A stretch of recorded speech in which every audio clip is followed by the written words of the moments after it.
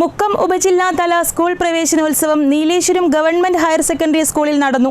തിരുവമ്പാടി നിയോജക മണ്ഡലം എംഎൽഎ സി.കെ. കാസിം ഉദ്ഘാടനം ചെയ്തു. വിദ്യാഭ്യാസ രംഗത്തും ആരോഗ്യരംഗത്തും പുതിയ മാറ്റങ്ങൾ സർക്കാർ കൊണ്ടുവരുമെന്ന് എംഎൽഎ പറഞ്ഞു.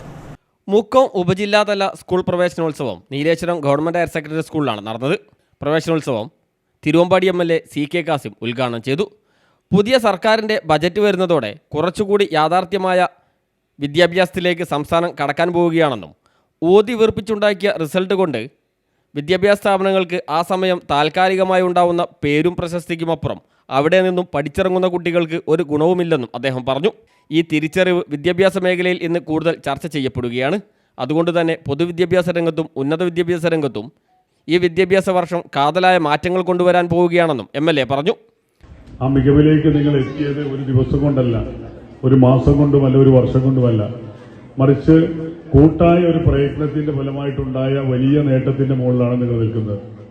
ഞാൻ മനസ്സിലാക്കിയിടത്തോളം നമ്മുടെ ബഡ്ജറ്റൊക്കെ വന്ന് കഴിയുമ്പോൾ, പുതിയ സർക്കാരിന്റെ ബഡ്ജറ്റൊക്കെ വന്ന് കഴിയുമ്പോൾ അടുത്ത വർഷവും റിസൾട്ട് നന്നായി പഠിച്ച് നന്നായി പഠിപ്പിച്ചാൽ മാത്രമേ ഉണ്ടാവൂ എന്ന തലത്തിലേക്ക് വരാൻ വേണ്ടി പോവുകയാണ്. കുറച്ചുകൂടി റിയലായ എഡ്യൂക്കേഷനിലേക്ക് നമ്മൾ കടക്കാൻ വേണ്ടി പോവുകയാണ്.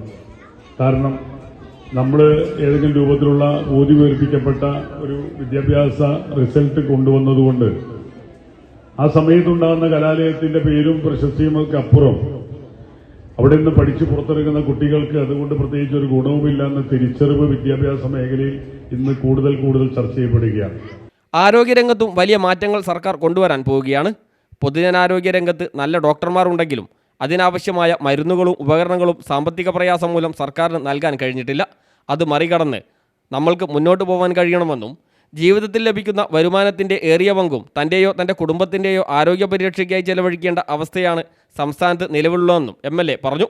കേരളത്തിൽ ഒട്ടനവധി മൾട്ടി സ്പെഷ്യാലിറ്റി ഹോസ്പിറ്റലുകൾ ഉണ്ടായിട്ടും കോഴിക്കോടുള്ള മൾട്ടി സ്പെഷ്യാലിറ്റി ഹോസ്പിറ്റലുകൾ തന്നെ ലോകത്തെ വൻകിട കോർപ്പറേറ്റ് കമ്പനികൾ വന്ന് കോടികൾ മുതൽ മുടക്കി വാങ്ങി എന്ന തിരിച്ചറിവ് നമുക്കുണ്ടാവണമെന്നും എംഎൽഎ ഉദ്ഘാടന പ്രസംഗത്തിൽ പറഞ്ഞു. ചടങ്ങിൽ PTA പ്രസിഡന്റ് PV സാദിഖ് അധ്യക്ഷനായി. ഡിവിഷൻ കൗൺസിലർ ബബിത മനോജ് മുഖ്യാതിഥിയായി.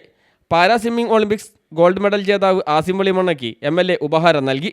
പുതുതായി പ്രവേശനം നേടിയ 1-ാം ക്ലാസ് വിദ്യാർത്ഥികൾക്ക് സി.കെ. കാസിം എംഎൽഎയും സ്കൂൾ പ്രിൻസിപ്പളും ഉപഹാരങ്ങൾ നൽകി. Councillor Shabana, SMC chairman MK Yasar, MPTA president Rani Jayaprakash, Majeed Babu, Abdul Salam Mundoli, AP Swabir, EK Muhammad, principal MK Haseela, Nasar master തുടങ്ങിയവർ സംസാരിച്ചു.